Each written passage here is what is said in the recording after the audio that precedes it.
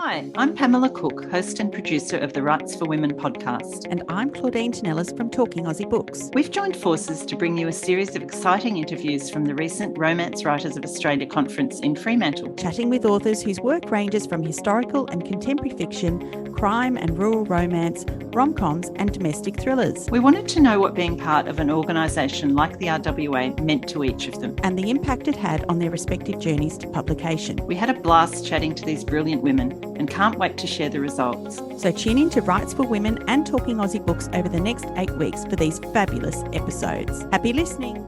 So we're back in the Talking Aussie Books Writes4Women RWA Green Room, and this time I have best-selling rural fiction writer May Linnell, along with newbie author Karina May. Welcome to the Green Room, lovelies. Thank you very much, Claudine. Always a pleasure to be chatting. Thank you for having me. This is actually my first podcast, so excuse the nerves. Oh, it's nothing to be nervous about. I'm so delighted to be speaking with you today.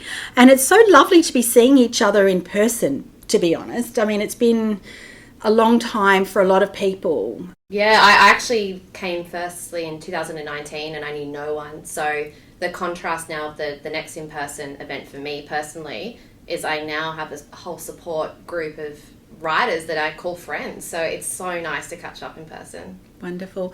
And I think the last RWA conference, that was actually the in-person conference, I think it was 2019 in Melbourne. And I think that was the first time you and I actually set eyes on one another. We did, even though I'd listened to your lovely dulcet tones so many times, Claudine. And I feel like because I've had you in my ears for so long, it just felt like, just hanging out with Claudine again. I remember distinctly dancing on the dance floor with you with fluoro glow bands, and that was just the most fun night ever.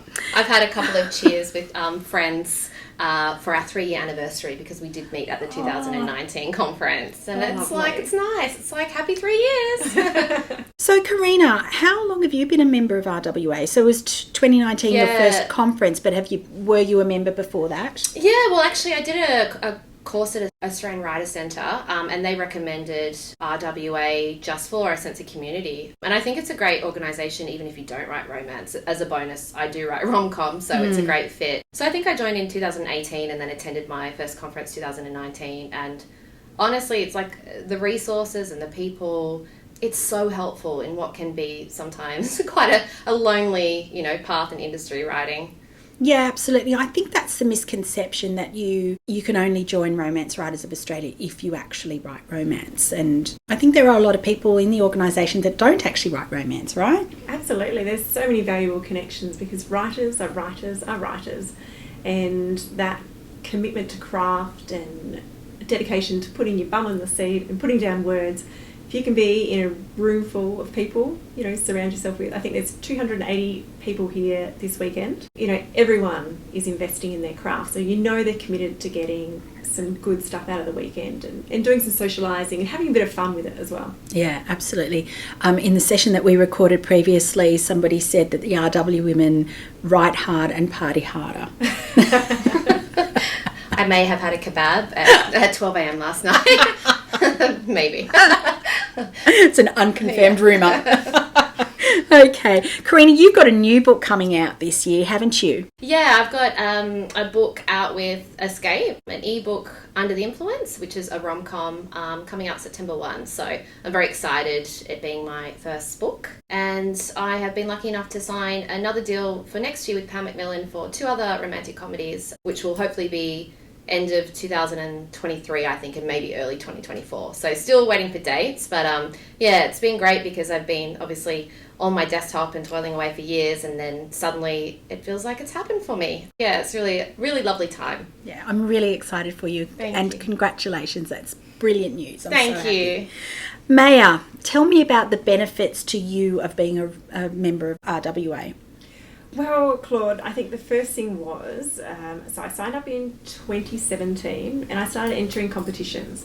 So for me, that allowed me to get my foot in the door, to have some goals to work towards, to have some awards that I made finals with, and it made me feel like I was on the right track. So I think that was probably the first benefit I got from it. And then the second thing was this amazing network of people who are committed to the cause, but then also that deadline of making sure I had that manuscript in good shape to be able to pitch at that 2018 conference. So it gave me a real solid, tangible date to aim for that I didn't otherwise have in place. So that deadline of knowing that I needed to have it ready to pitch at the conference, and it ended up being sold before the conference happened. Wow. The connection that I made was through looking at who was taking those pictures on the conference and seeing the names of the publishers who are publishing the type of, or looking for the types of things that I was writing. And I certainly wouldn't have seen that without RWA's help. I always hold you up as one of the inspirations, I think, for joining RWA, because your story has resonated with me for so long. Just, you know, your whole journey to publication was quite remarkable in so many ways. And I think, you know, you were very strategic about the way you went about getting a publishing deal, and I think a lot of people would learn from that. Yeah, I've just been in awe of what you've been able to achieve in the last 4 years. So you've had 4 books in 4 years.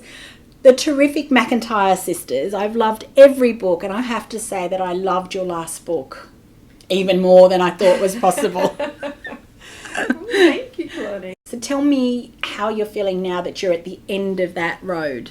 Yeah, it is a tricky place to be. I saw a headline for an article that's going to go in the Australian Country magazine in October, and it's the title was "May Linnell is at a crossroads." I think, oh goodness, that sounds very dire. Yeah, that sounds like a very main character moment for you. It does. And so it has been hard to, I guess, set aside the McIntyre family that I've been working on with my rural romance stories.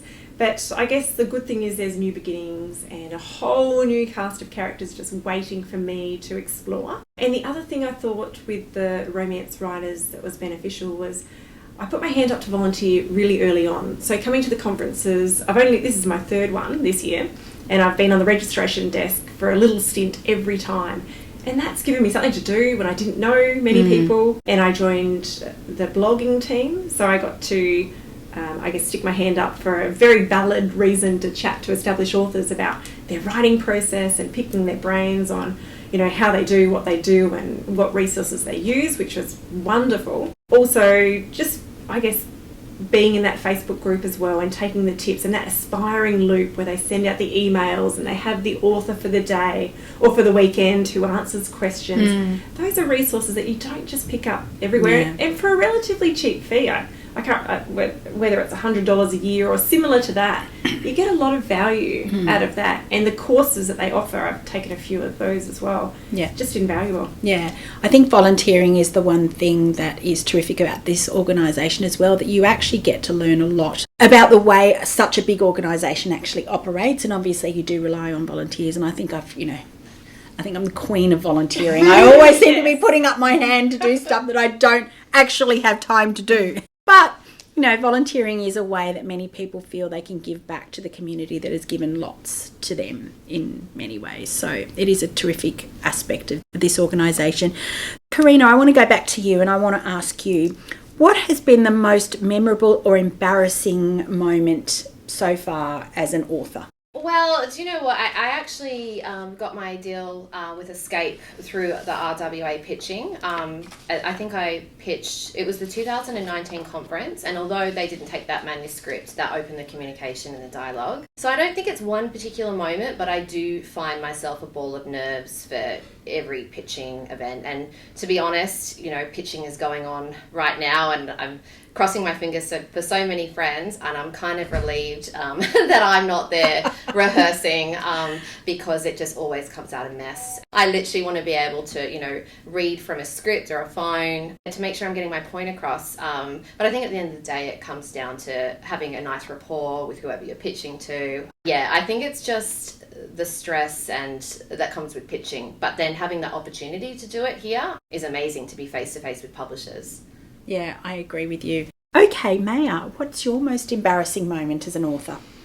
Well, I think some of the things with particularly with the RWA conference, is that you meet people and they're so wonderful, and then you forget that you've met them the next year, and you say, it's lovely to meet you, and they might say, well, actually, I did meet you at the 2 years ago conference.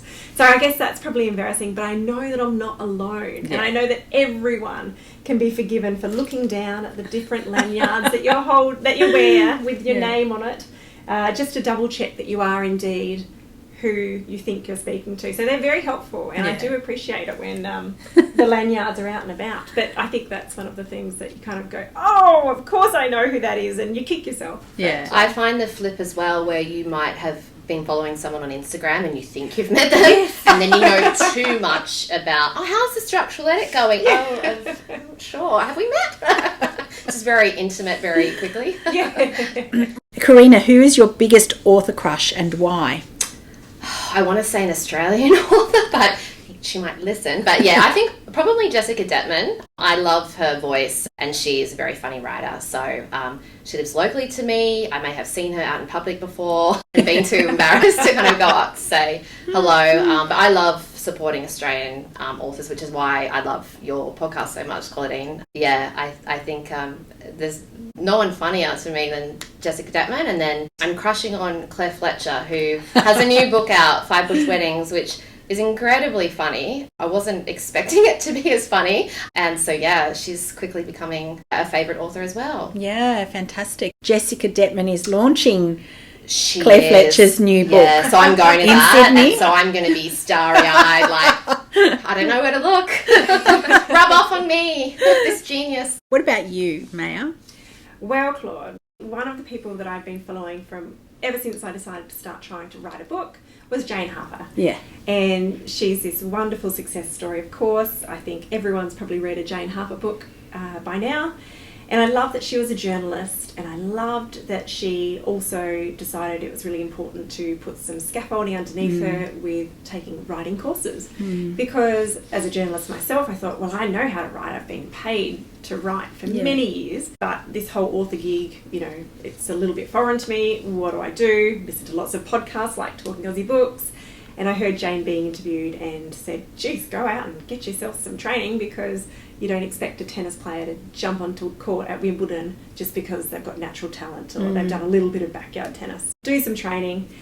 Anyway, one of the cool things is I get to interview Jane in October on my show Library Lovers. Yay! So I'm very excited. When that all went down, I got to chat to her publicist in Sydney when I was up recently. Yeah. And that was delightful, because from someone who's admired her and seen her go from strength to strength and always be passionate about writing and sharing information about how she goes about it, I'm very excited about that. So I'll try not to be too starry-eyed when I'm interviewing her.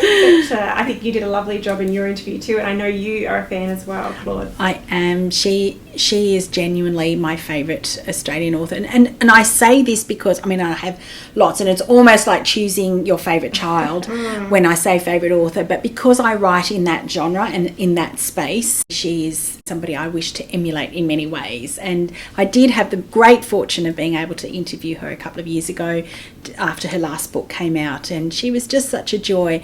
And I'll tell you this for nothing, you know, as big as she is, she remains humble, she remains human, and she remains incredibly supportive of people who want to write. She sent me, after that interview, a personalised card and a signed book with a message of encouragement. Like, as big as she is and the millions of books that she sells, was very grateful for the opportunity to be interviewed, which you kind of go, oh my God, like on that book tour, she was interviewed by everyone under the sun, but took the time to personally thank me, which I thought was just incredibly beautiful. And I have that card up on my pin board. And I get lots of cards from lots of beautiful authors, you included, Maya, and they stay on my pin board because it does give me encouragement and continues to inspire me to strive for the goal that I and the dream that I want.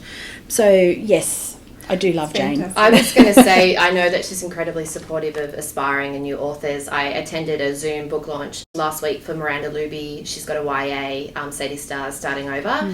And Jane was on the Zoom. And I just thought, wow, like, you really are so supportive of everyone. Like, I'm sure, you know, this is a busy woman. And to attend that, I know that meant a lot to Miranda. So that was lovely to see. Yeah. I wanted to ask you about romance writing, something I'm always interested in, and I think I might have asked you this before, Maya, but what do you think are some of the biggest misconceptions about romance writing?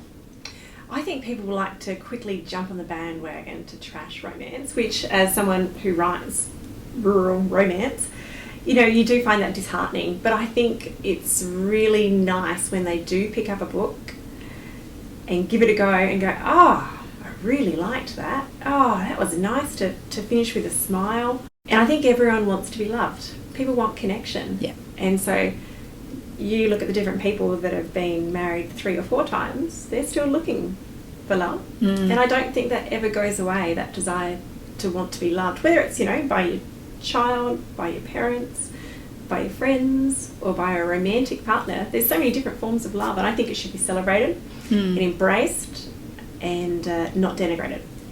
Yeah. It gets a bad rap, doesn't it? It does. It does, and wrongly so, because there are so many different styles of romance. And I think a lot of people think romance is only about the sexy stuff, and that's just a very small part. And if people like that, that's great, because you can find whatever you want on whatever heat level you're after in romance. And, not all genres offer that wide spectrum to cater to tastes of all levels. So, I mean, even just from the conference, and you're talking to more people, there's fantasy, paranormal, romance. There's a wide spectrum, but that's the commonality, that people seek it and want it. Yeah. And I find, like, people are surprised at when books are smart. Oh, this has a love story and it's smart. It's like these things aren't mutually exclusive. Exactly. We can do both. Yeah.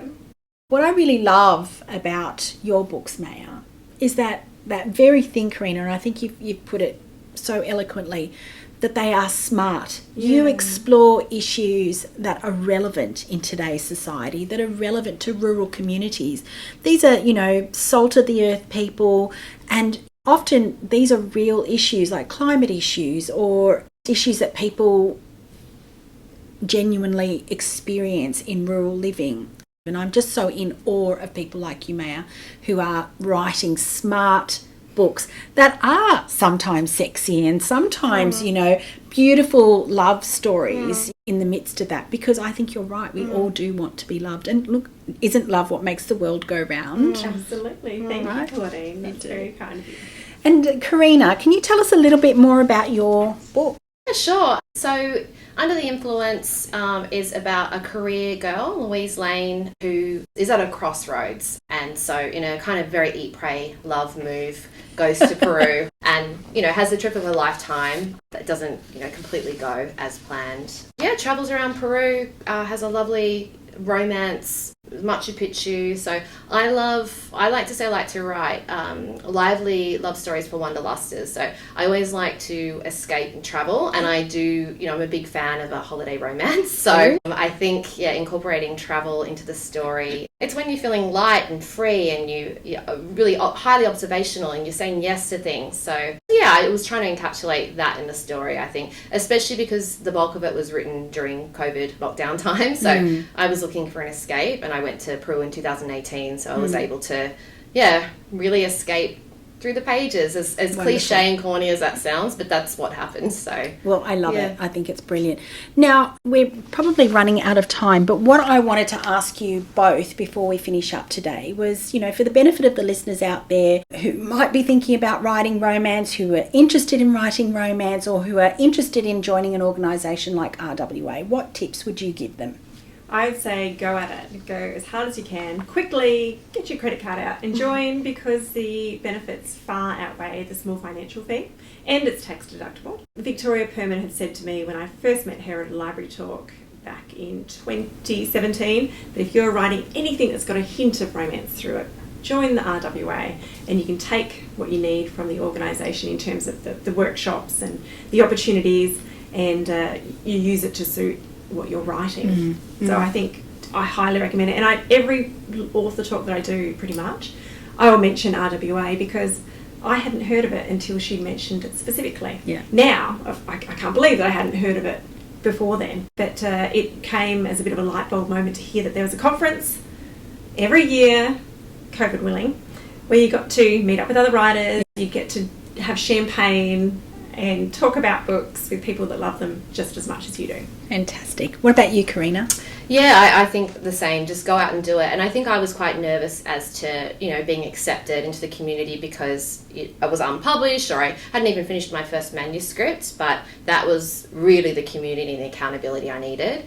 And I still remember, my first conference, and just the love that you receive as a newbie. Like, you get stepped through everything. I think you actually are appointed like a coordinator who makes sure there's like extra gatherings. And as I said at the beginning, I'm still friends with all of those writers that I met in 2019. So I think it was, my teacher at Australian Writer Centre, Pamela Freeman, who first pointed me in the direction of RWA. And then I met Rachel Johns soon after that. And, you know, she's obviously hugely involved. And they're both still great mentors. And I've collected a whole lot of new mentors as well. Fantastic. Well, it's been such fun chatting with you both today. Thank you so much for joining us in the RWA Green Room. No worries. Thank you for having us, Claudine. Yeah, thank you. Thanks, Claudine. That's a wrap, folks. If you enjoyed this podcast episode, please drop me a line via my webpage at claudinetinellis.com, via Instagram, Facebook or Twitter. Alternatively, consider leaving a review on Apple Podcasts, Spotify or Google Podcasts. Until next time, happy reading.